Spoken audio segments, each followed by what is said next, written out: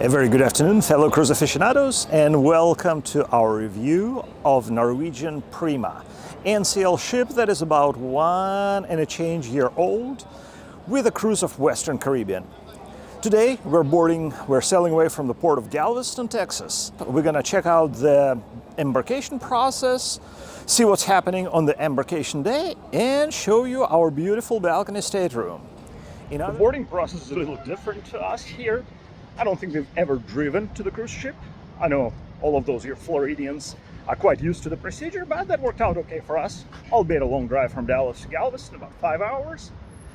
Got our car parking arranged in advance. It actually works out reasonably well. It's much faster to walk there than to drive around, just because how the streets are around here, but it all seems to work out. Car is parked, luggage is unloaded, and we are ready to check in. Let's see how that works out.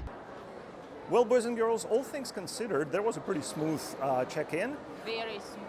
Other than the fact that they confiscated a couple of bottles of wine, their website, and everybody says that you can bring them in because, well, we paid for unlimited package, but sometimes we want to have a bottle of wine on our balcony.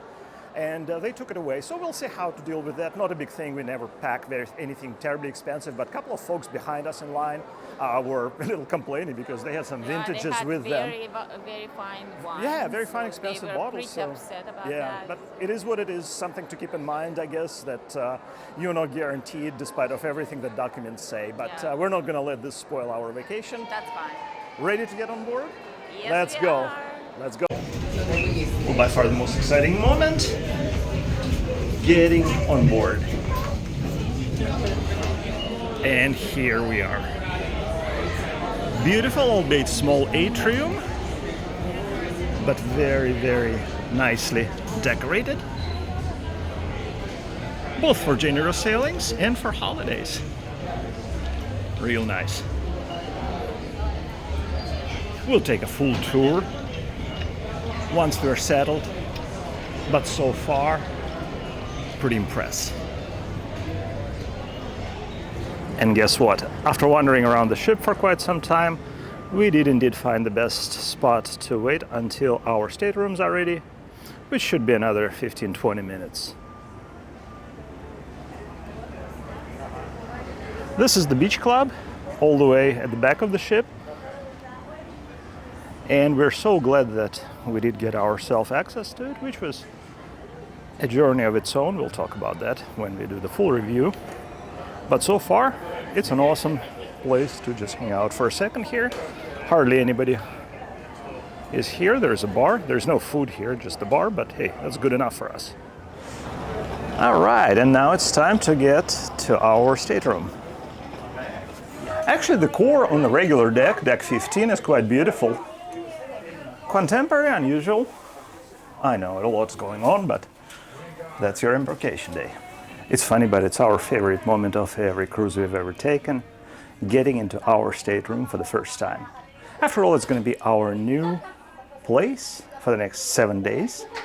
And, like I said, this place looks beautiful from the outside. Let's check it out from what it looks like within.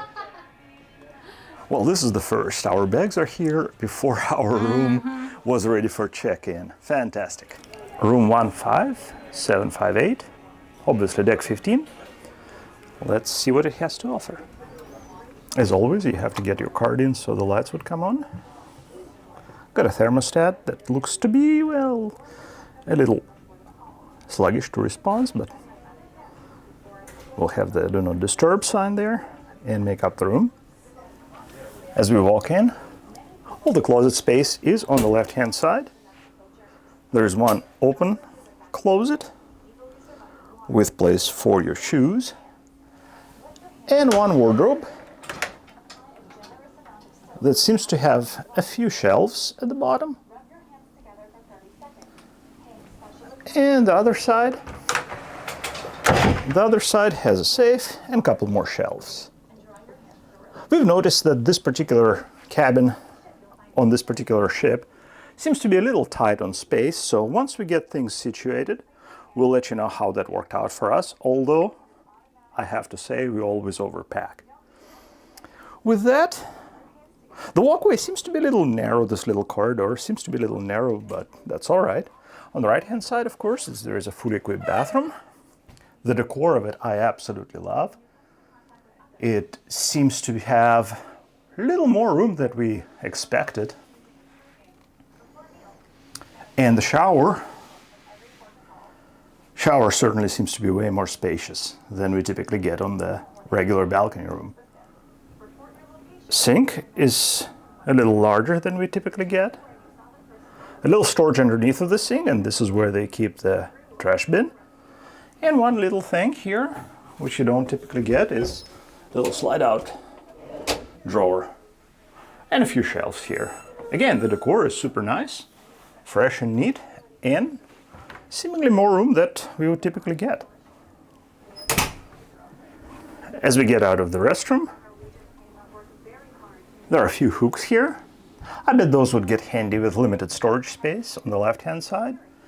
And a little vanity area slash bar area, which is a very handy space to plug in your devices that need to be charged. A couple of handy shelves above it.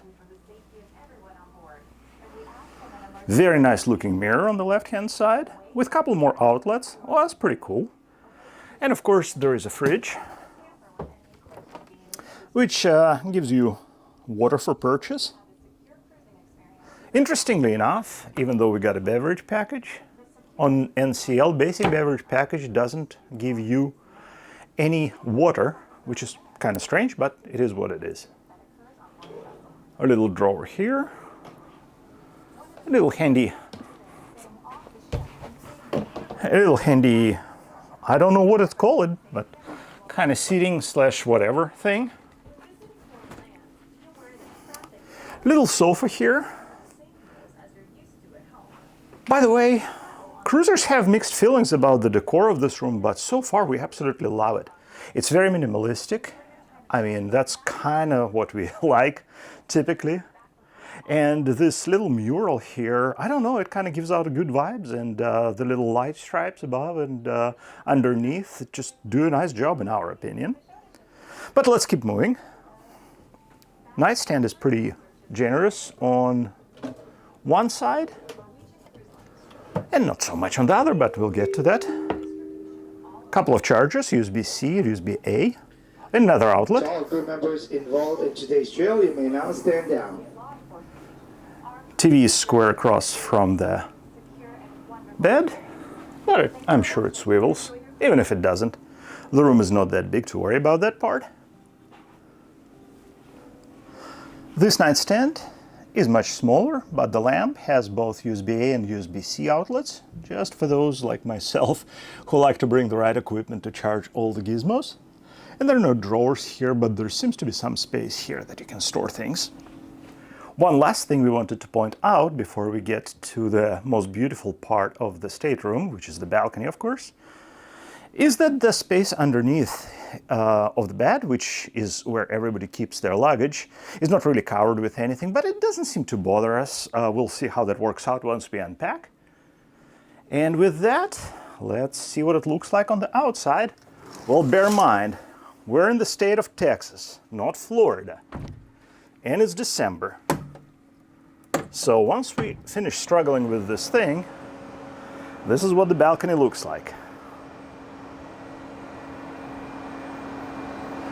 These chairs look way nicer than anything that we've typically experienced on standard balcony rooms.